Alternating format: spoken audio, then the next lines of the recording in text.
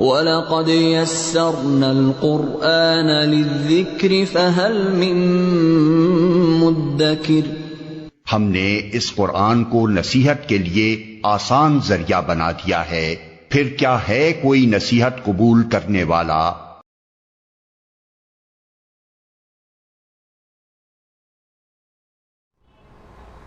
अऊज़ु बिल्लाहि मिनश शैतानिर रजीम बिस्मिल्लाहिर रहमानिर रहीम।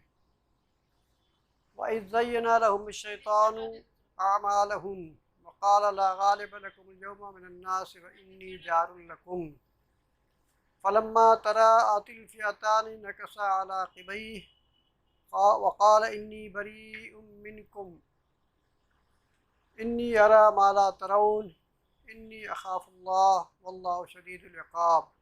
सदक़ल्लाहुल अज़ीम। रब्बि इश्रह ली सदरी व यस्सिर ली अमरी वहलुल उक़दतम मिन लिसानी यफ़क़हू क़ौली। रब्बि यस्सिर व ला तुअस्सिर व तम्मिम बिल खैर। आमीन या रब्बल आलमीन। सूरे अनफ़ाल की आयत नंबर 48 तिलावत की गई आपके सामने।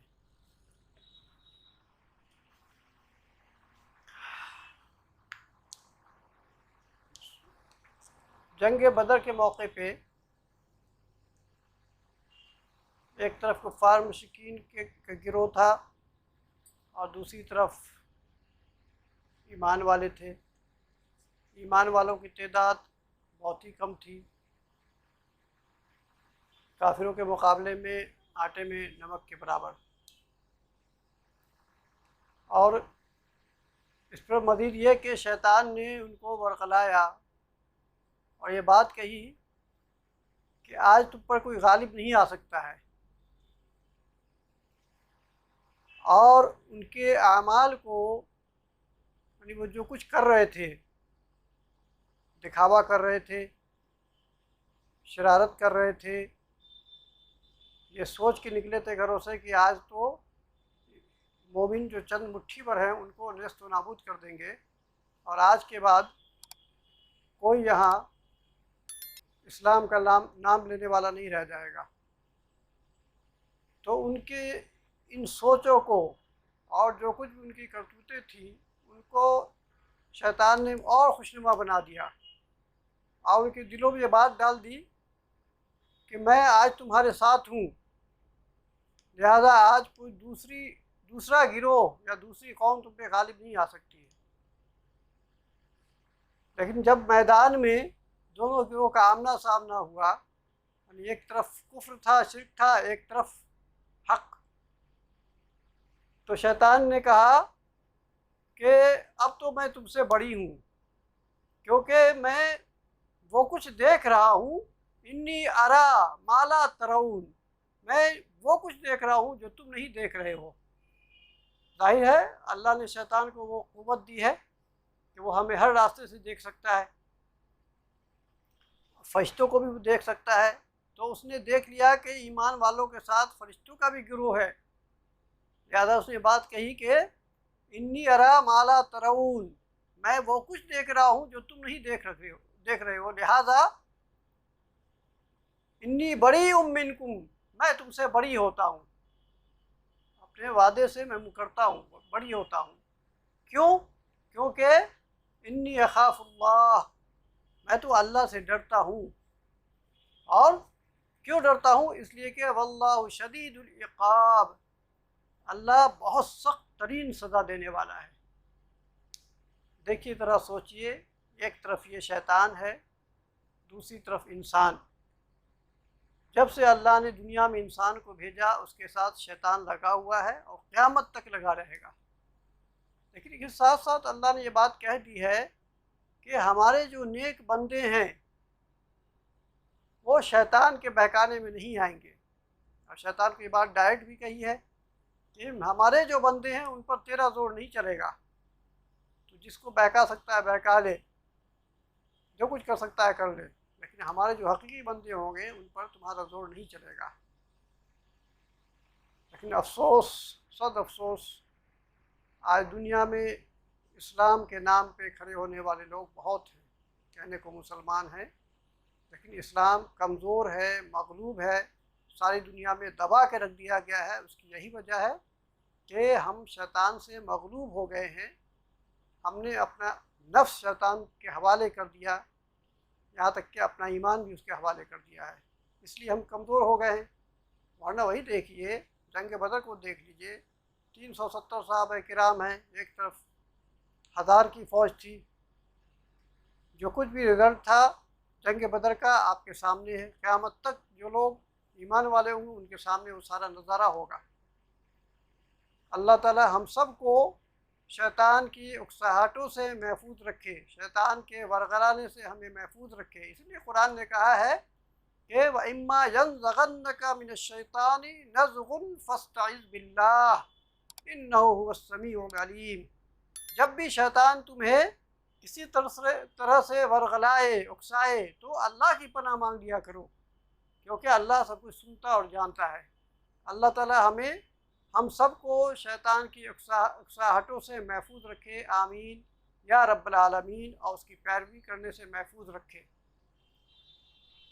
आज हमने जो लास्ट क्लास में पढ़ा उसको हम दोबारा से रिपीट करेंगे, रिवाइज करेंगे, ताकि आप सब बिल्कुल परफेक्ट हो जाए इंशाल्लाह।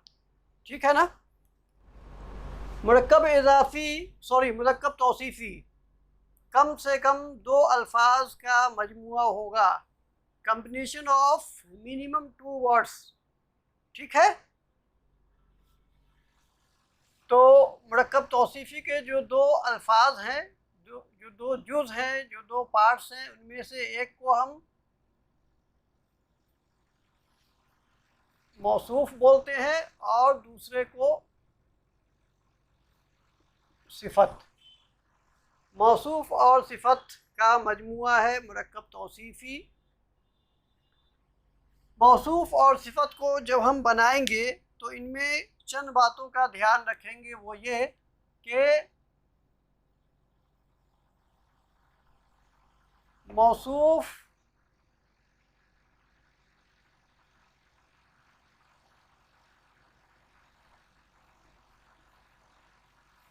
और सिफत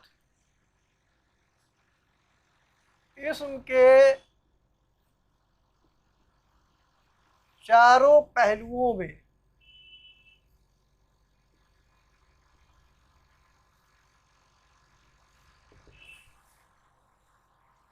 एक दूसरे के क्या होंगे,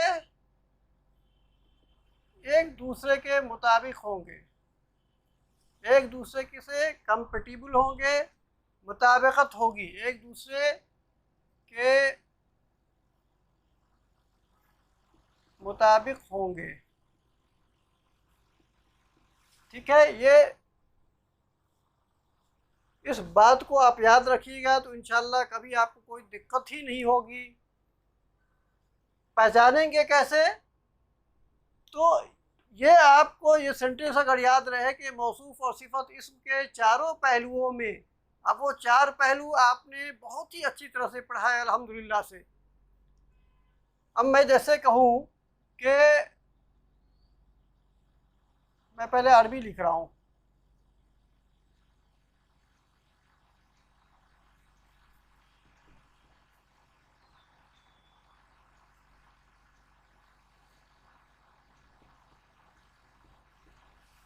रब्बुन गफूरुन, इसका माना होगा माफ करने वाला रब। अब माफ करने वाला रब, देखिए ये मुरक्कब तौसीफ़ी है, लेकिन इससे पहले ये बताइए, हमने जो अभी पढ़ा जुमला इस्मिया, जुमला इस्मिया में फिट बैठ रहा है या नहीं? जी, क्यों नहीं बैठ रहा है? क्यों नहीं बैठ रहा है जी? हाँ, यानी हमारे सामने जब भी 2 इस्म का मजमूआ आ जाए तो हमें वो बात देखनी है कि मारफा और नकिरा का कम्बिनेशन है कि नहीं। अगर मारफा और नकिरा का कम्बिनेशन नहीं है तो वो जुमला इस्मिया नहीं हो सकता है, मुब्तदा ख़बर नहीं हो सकता है, क्योंकि जब भी जुमला इस्मिया होगा तो मुब्तदा मारफा होगा और उसकी ख़बर नकिरा होगी। लिहाजा हम ये देख रहे हैं कि अब आप इसमें देखिए, रब और गफूर दोनों इस्म है या नहीं, बताइए। इस्म है। आप देखिए ये भी वाहिद है, तो सिफत भी इस्म ही होती है, सिफत भी इस्म ही होती है। वाहिद है,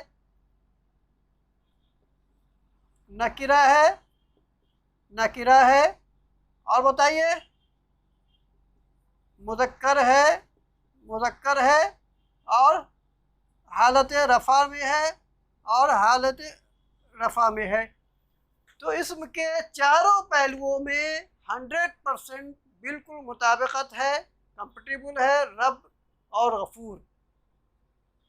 तो जब भी आपके सामने ऐसा स्ट्रक्चर आए, जी बताइए, क्या गफूर क्या?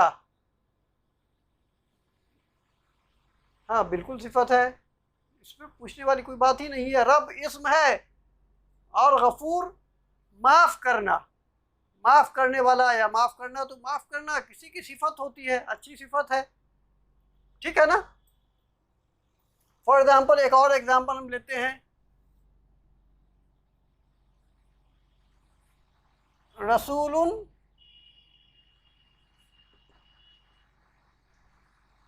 करीमुन, इज्जत वाला रसूल, है ना। अब देखिए रसूल वाहिद नकिरा मुज़क्कर हालत रफ़ा में है ना, बताइए। करीम को देखिए, करीमुन वाहिद है, नकिरा है, मुज़क्कर है, हालत रफ़ा में है। लिहाजा ये 100% इसको हम आँख बंद करके कह सकते हैं कि ये मुरक्कब तौसीफ़ी है। और जब हम उर्दू में बोलते हैं ना जुमले को, तो उर्दू में इसको सिफत को पहले बोलते हैं और मौसूफ को बाद में बोलते हैं। माफ़ करने वाला क्या? रब, माफ़ करने वाला रब। तो माफ़ करने वाला ये क्या है? सिफत है, और रब क्या है? मौसूफ है। मौसूफ यानी जिसकी सिफत बताई जा रही है ना, जिसकी सिफत बताई जा रही है। तो अरबी में हम जब भी बनाएंगे पहले मौसूफ उसके बाद सिफत। देखिए मौसूफ रसूल, मौसूफ करीम की सिफत हुई, ठीक है ना। तो बस ये तरीका है, इस तरीके को आप याद रखिए। इससे पहले हमने मुरक्कब नाक़िस का कौन सा पार्ट पढ़ा? जी मुरक्कब इशारी पढ़ा था। मुरक्कब इशारी में भी वही सेम बातें थी, है ना। मुरक्कब इशारी में भी इशारा और मुशारुन इलैहि इसम के चारों पहलुओं में मुताबिकत थी। उसी तरह से मुरक्कब तौसीफ़ी में भी इसम के चारों पहलुओं में मुताबिकत होगी। इन बातों को आप याद रखिएगा। कुरान में आप आसानी से पहचान सकते हैं। रब्बुल गफूर ये कुरान में इस्तेमाल हुआ है, रसूलुन करीम कुरान में इस्तेमाल हुआ है ना। दूसरी बात यह है कि ये कोई ज़रूरी नहीं है कि नकिरा ही हो, ये मारफा भी आप लिख सकते हैं। हम इसको मारफा लिखने के लिए अर रब करना पड़ेगा, और जब अर रब करेंगे हर ये मारफा आ गया तो तनवीन गायब, अर रब्बू, और अल गफूरू, अर रब्बुल गफूरू। उसी तरह से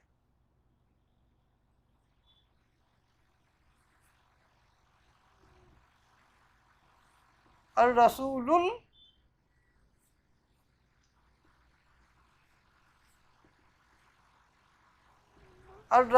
करीमू।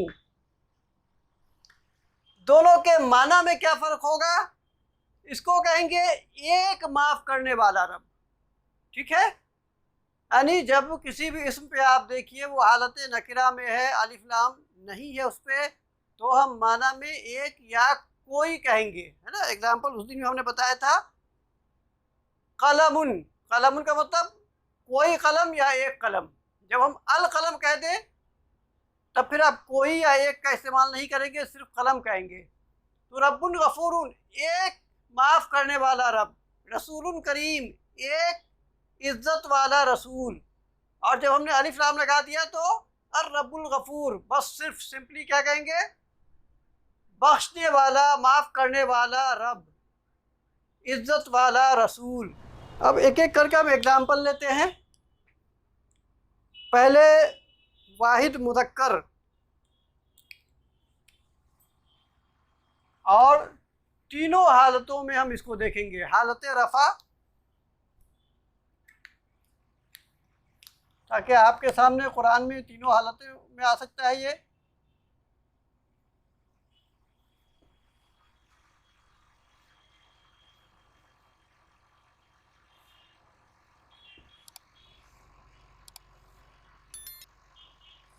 और जर,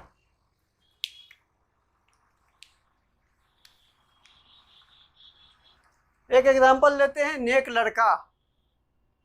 नेक लड़का, नेक के लिए क्या अरबी होती है जी, सालेह। अब बताइए, सालेह मौसूफ है या सिफत है? सिफत है। तो जब हम अरबी बनाएंगे तो पहले क्या डालेंगे, मौसूफ को।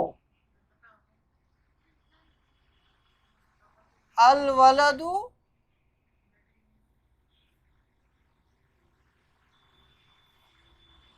अस्सालिहु, जब मिला के पढ़ेंगे तो क्या कहेंगे, अल वलदुस्सालिहु, अल वलदुस्सालिहु, नेक लड़का, नेक लड़का। अल वलद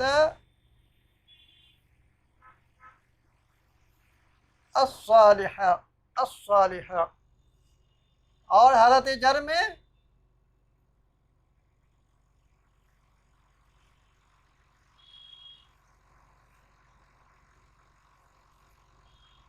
अस्सालिही। ये वाहिद मुज़क्कर का एग्जाम्पल है आपके सामने, ठीक है ना। अब इसका मुसन्ना आप पहले बना लीजिए। जी बताइए क्या होगा मुसन्ना।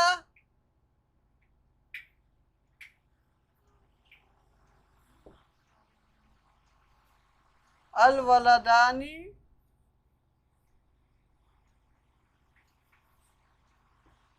अस्सालिहानी। आनी साउंड का मतलब हालत रफ़ा, ठीक है।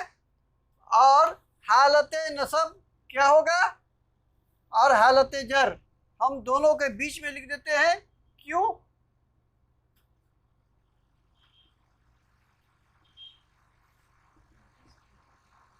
आनी आईनी, अल वलदी, अल वलदैनी,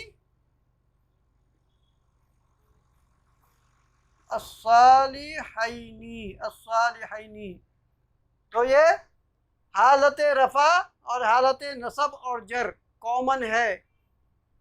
अगर ये हालत नसब में होगा तब भी यही स्ट्रक्चर होगा, और अगर हालत जर में होगा तब भी सेम स्ट्रक्चर होगा, नो डिफरेंसेस, ठीक है। अब देखिए, एक हमने मुदक्कर लिया, मुदक्कर में वाहिद और मुसन्ना। अब मुअन्नस में हमने लिया है अल बिन्तु अस्सालिहतु, ठीक है ना। नेक लड़की, हालत रफ़ा में अल बिन्ता अस्सालिहता, नेक लड़की। हालत नसब में अल बिन्ती अस्सालिहती, नेक लड़की। हालत जर में इसकी मुसन्ना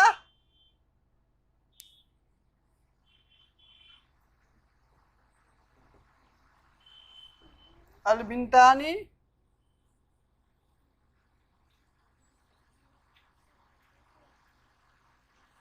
अस्सालिहतानी।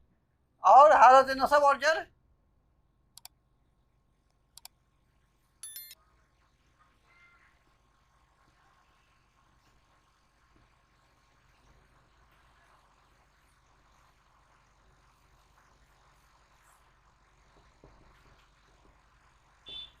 आनी आनी आईनी है ना, सालिहतानी सालिहतैनी।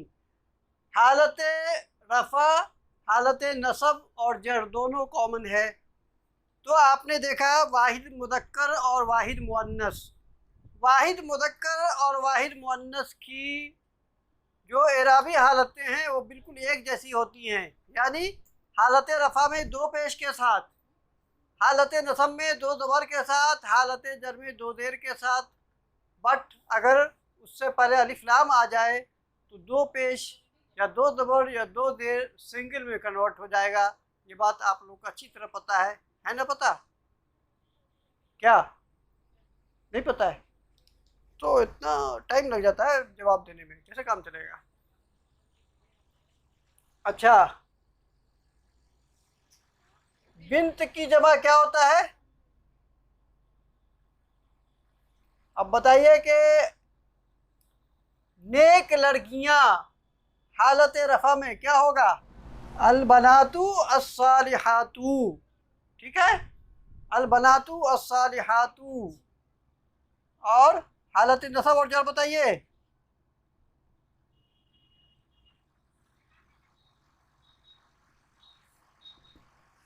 अल बना तू, बना तू, यही ना मतलब हुआ ना, अल बना तू, अल बना जी क्या?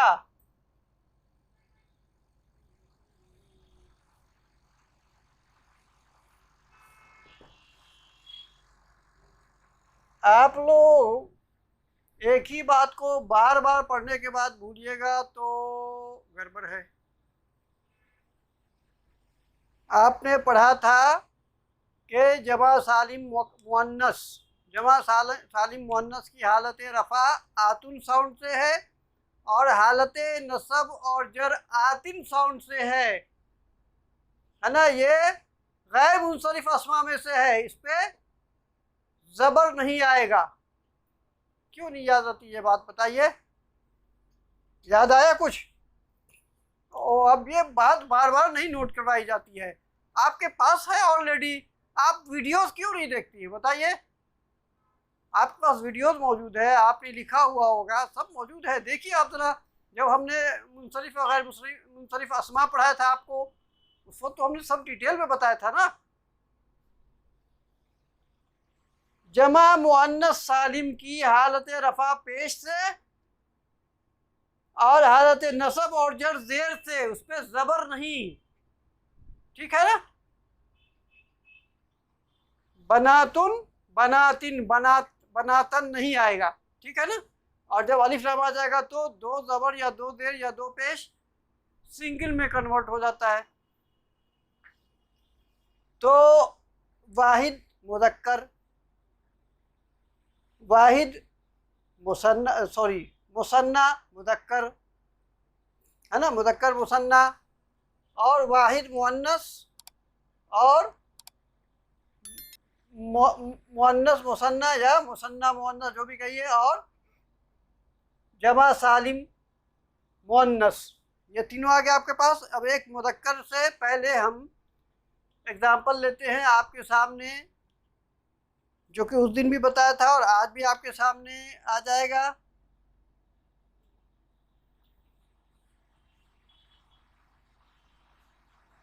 अल कलमु अल जदीदु, यानी अल कलमुल अल जदीदु, अल कलमुल जदीदु, नया कलम। ठीक है ना? नया कलम, नया कलम हालत रफ़ा में, नया कलम हालत नसब में,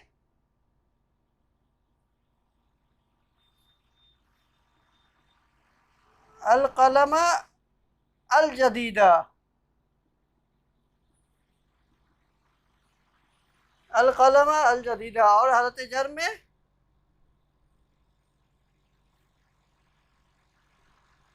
अल कलमी अल जदीदी, अल कलमिल जदीदी। मुसन्ना आ चुका है आपके सामने। ये कलम मुदक्कर है या मुअन्नस है? क्यों मुदक्कर है? हाँ ठीक है, माशाअल्लाह।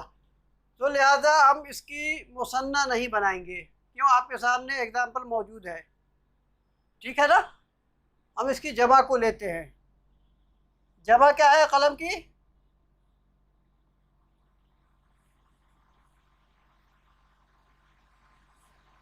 अल अक़लामु अल जदीदु। क्यों? क्यों जी, क्या लगेगी? क्या लगेगी? इसको बोला कीजिए, जब मौसूफ गैर आकिल की जमा हो तो उसकी सिफत वाहिद मुअन्नस आएगी, ऐसे बोला कीजिए। जब भी गैर आकिल की जमा होगी तो वो आउट में आउट हो जाएगा, यानी अब जो आपकी मुरक्कब तौसीफ़ी को बनाने का जो तरीका आपको बताया गया वो इस पर लागू नहीं होगा, ठीक है ना। यानी बाकी तमाम चीज़ें तो सही होंगी, बट अगर ये गैर आकिल की जमा है तो सिफत इसकी वाहिद मुअन्नस आ जाएगी, ठीक है ना। और इसकी हालत नसब और जर, चूँकि आपको हमने बताया था कि वाहिद मुरक्कर, वाहिद मुअन्नस और जमा मुकस्सर तीनों की एराबी हालतें कॉमन होती हैं बिल्कुल। हालत रफ़ा में दो पेश, हालत नसब में दो ज़बर, हालत जर में दो ज़ेर, और अलिफ लाम दाखिल हो जाए तो तीन ज़बर, तीन ज़ेर, तीन पेश। क्या ऐसा ही है ना? अच्छा, एक ज़बर, ठीक है। तो ठीक है, चलिए दो को हटा देते हैं, एक डाल देते हैं। तो अल अक़लामुल जदीदतु, अल अक़लामल जदीदता और अल अक़लामिल जदीदती लिखने की ज़रूरत है, लिख ही देते हैं।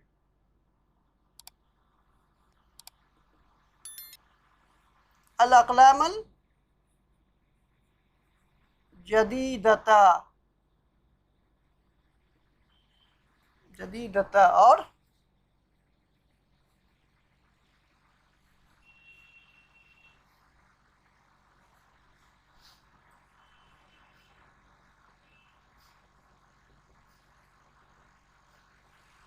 जदीदती, अल अक़लामिल जदीदती, ठीक है। माशाल्लाह, यही है आपका पूरा मुरक्कब तौसीफ़ी। आपने सारी बातें पढ़ ली। अब ये बता दीजिए, वो हमने एक छोड़ दिया था कि अल वलदु वाहिद, अल वलदानी मुसन्ना, इसकी जमा ज़रा बता दीजिए।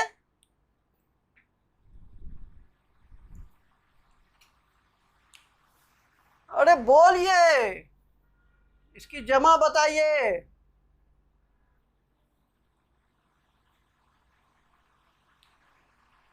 औलाद, वलद की जमा औलाद होती है, औलाद। तो अल औलादु क्या? तो क्यों? क्यों वो जमा वो आ गया ना, बताइए। इसके जैसा नहीं क्या अक़लाम की जगह? हाँ, वेरी गुड, यही मैं सुनना चाह रहा था। ये गैर आकिल नहीं है, लिहाजा अल औलादुस सालिहूना कहिएगा, ठीक है ना। और हालत नसब में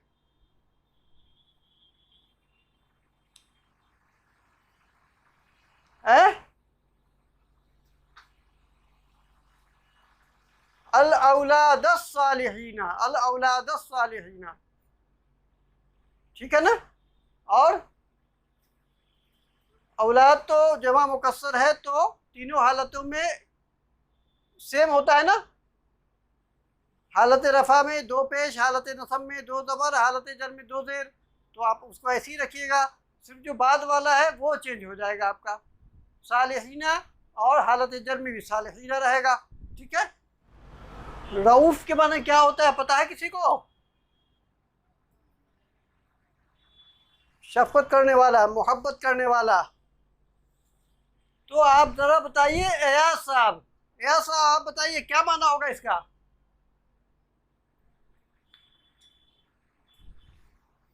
जी, इतना टाइम नहीं लेते हैं। अलहम आसफ आप बताइए। अल्लाह रऊफ़ है, ठीक है, माशाअल्लाह। अफ़ीमा तदलील आप बताइए ज़रा। जल्दी बताइए, अल्लाह रऊफुन क्या माना होगा इसका?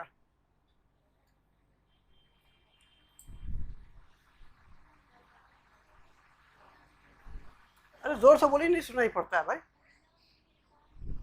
अल्लाह मेहरबान है। क्यों? अभी हम मुरक्कब तौसीफी पढ़ रहे हैं। और कोई बताएगा इसका माना?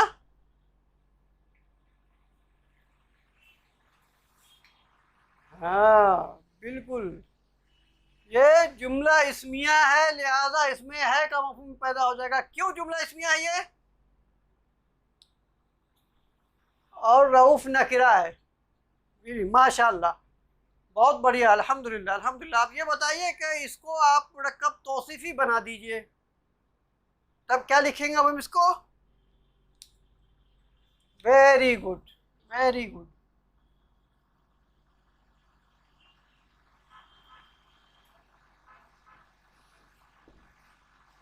अल्लाहुर रऊफ।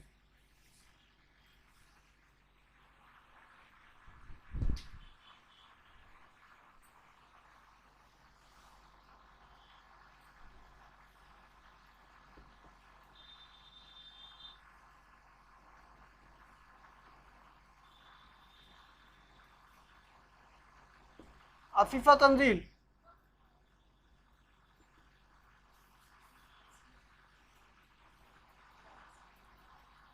जी बताइए ज़रा, इसको करेक्ट कीजिए आप। यहाँ ये सामने देखिए,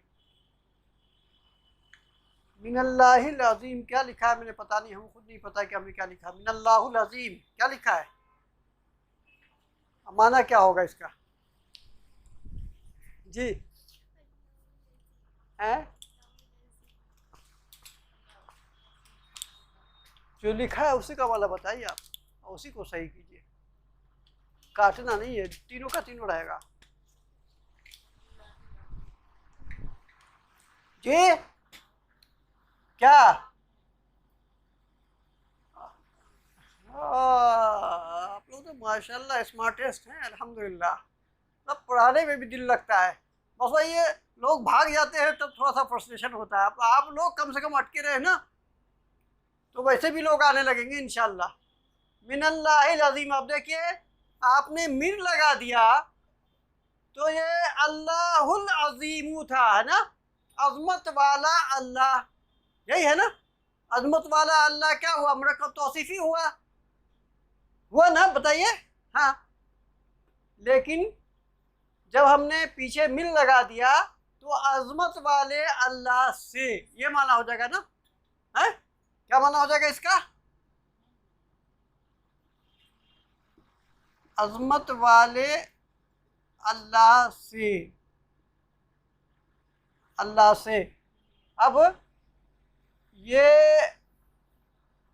आपका मुरक्कब तौसीफी है हालत जर में। अगर हम इसको नॉर्मल लिखते हैं तो हम लिखते हैं अल्लाहुल अज़ीमु, है ना? अज़ीमु, अल्लाहुल अज़ीमु, अज़मत वाला अल्लाह। और हमने हरफ जर लगा दिया पीछे तो ये हालत जर में आ गया। यानी ऐसे ही आपको कुरान में कभी मुरक्कब तौसीफ़ी आएगा आपके सामने, कभी मुरक्कब इशारी आएगा, कभी हालत रफ़ा में आएगा, कभी हालत नसब में, कभी हालत जर में। कैसे आएगा? एक एग्ज़ाम्पल, ये झलकी दिखाया हमने आपको। इंशाअल्लाह जब आप वर्ड पढ़ लेंगे तो उसके बाद कंप्लीट बातें आ जाएंगी आपके सामने, ठीक है ना? अल्लाह को आप नकरा में लिख ही नहीं सकती।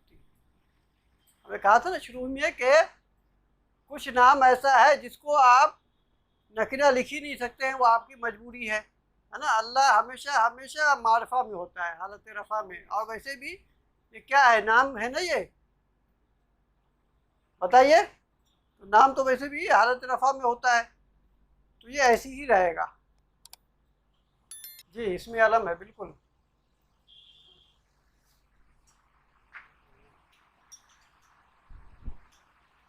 हाँ, तो हमने पिछली क्लास में आपको बताया था, अल्लाह ने कहा कि इनको कहो कि गाय ज़बा करें। कहा था ना अल्लाह ने? किसको कहा था अल्लाह ने गाय ज़बा करने को? ईसाइयों को ना? जी अच्छा, बनी इसराइल को कहा था। तो बनी इसराइल और ईसाई में क्या फ़र्क है? तो देखिए ज़रा, कुरान शरीफ पढ़ने वाले हम लोग। बनी इसराइल और ईसाई में क्या फ़र्क है?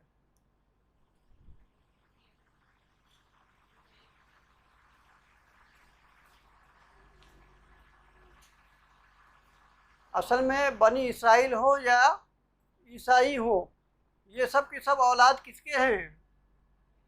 हज़रत याकूब की औलाद है, हज़रत याकूब की औलाद है, ठीक है ना। लेकिन क्या हुआ कि कुछ गिरोह ने अपना नाम रख लिया यहूदी, जिन्होंने हज़रत मूसा को माना उन्होंने यहूदी अपना नाम रख लिया, और जिन्होंने ईसा अलैहिस्सलाम को माना उन्होंने अपना नाम ईसाई रख लिया, ठीक है ना। कुरान ने इनका नाम यहूदी और ईसाई नहीं रखा था, कुरान ने इस बात का इनकार किया है। इन्होंने तो खुद से अपना एक नाम चुन लिया है। तो दोनों की दोनों बनी इसराइल है, क्योंकि दोनों याकूब अलैहिस्सलाम की औलाद हैं। हाँ, यानी हज़रत याकूब की ही औलाद से है ना। उनके बड़े बेटे का नाम था जो यहूदा था ना, उनकी औलाद में से है। लेकिन हज़रत याकूब का दूसरा नाम था इज़राइल, तो उस पर है ये। बहरहाल आप ये बताइए कि तो बनी इसराइल को अल्लाह ने कहा कि इन्नल्लाह यअमुरुकुम, अल्लाह तुम्हें हुक्म देता है अन तज़बहू बकरतन। यहाँ पे हालत नसब में है। क्यों हालत नसब में है? ये फेल को पढ़ने के बाद इंशाल्लाह समझेंगे।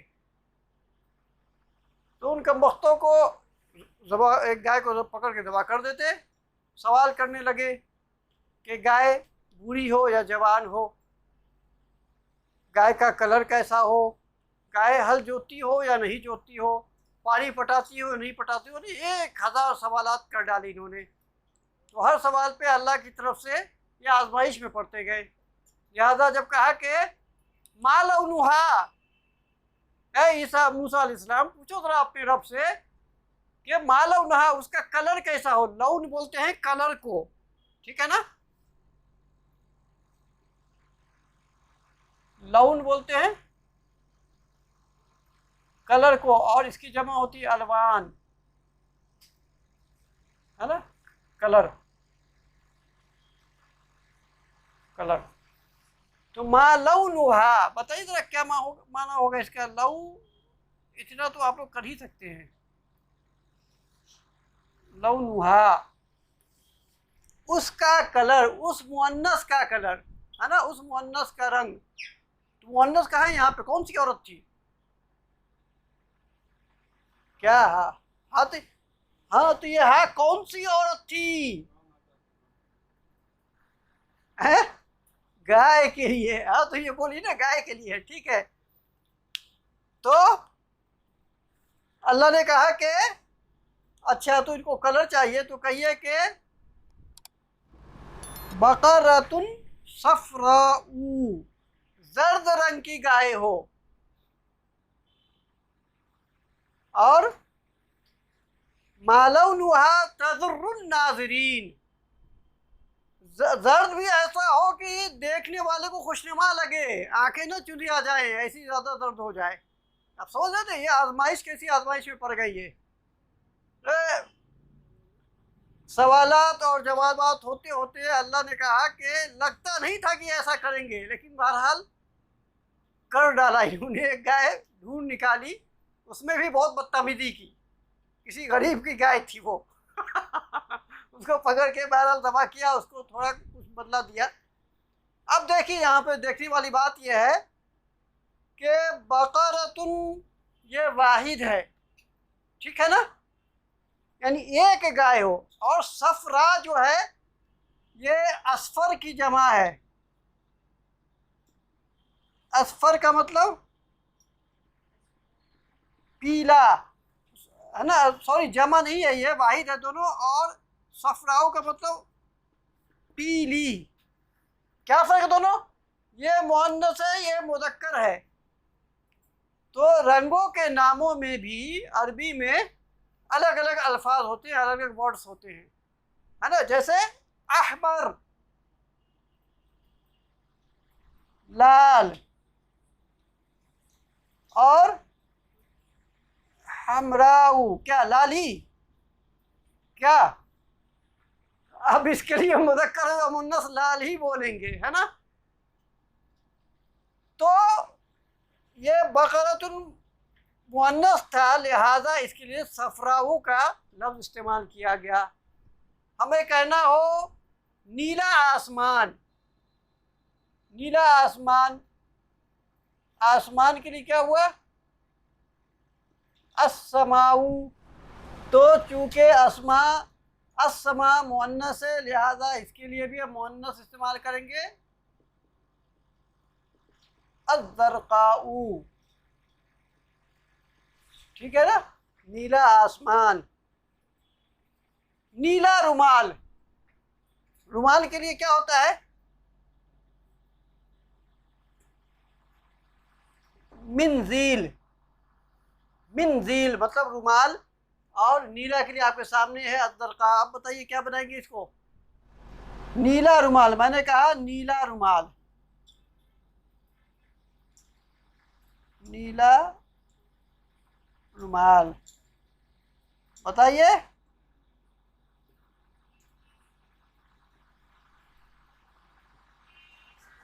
अरे ये जमा नहीं है, ये वाहिद है। तो मिनजीलुन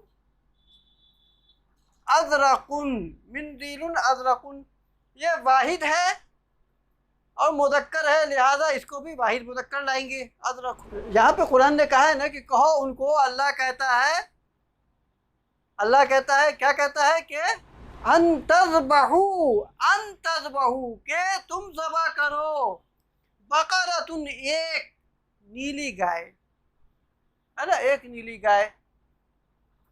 ठीक है ना?